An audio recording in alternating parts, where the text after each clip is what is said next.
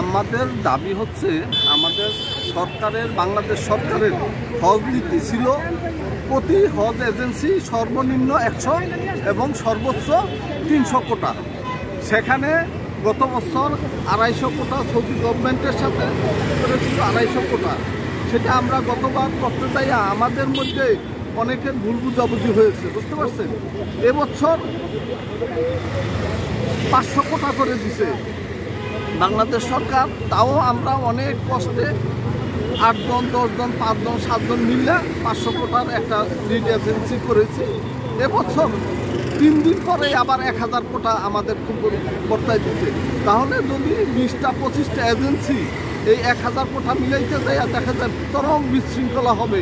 এই হাজিদের সেবা সৌদি আরবের দিতে দেয়া আমরা বিপাকে বলবো, হাজিরা কষ্ট পাবে, আল্লাহর মেহমানরা কষ্ট পাবে, তাতে আমাদের দেশের বদনাম হবে, আমাদের বদনাম হবে এবং দেখা যাচ্ছে একটা চরম বিশৃঙ্খলা দেখা দিবে। তাই আমরা মাননীয় প্রধান উপদেষ্টা মহোদয়ের কাছে এই আর্জি পেশ করতেছি, সে যেন সৌদি সরকারের সাথে কথা বলে আমাদের যেন এই 100 থেকে 300 কোটা অথবা সর্বোচ্চ যে 500 কোটা আমাদের নির্ধারণ করে দিচ্ছে এটার মধ্যে সীমাবদ্ধ থাকে। এইটাই আমাদের মূল দাবি, যেতে চাই না।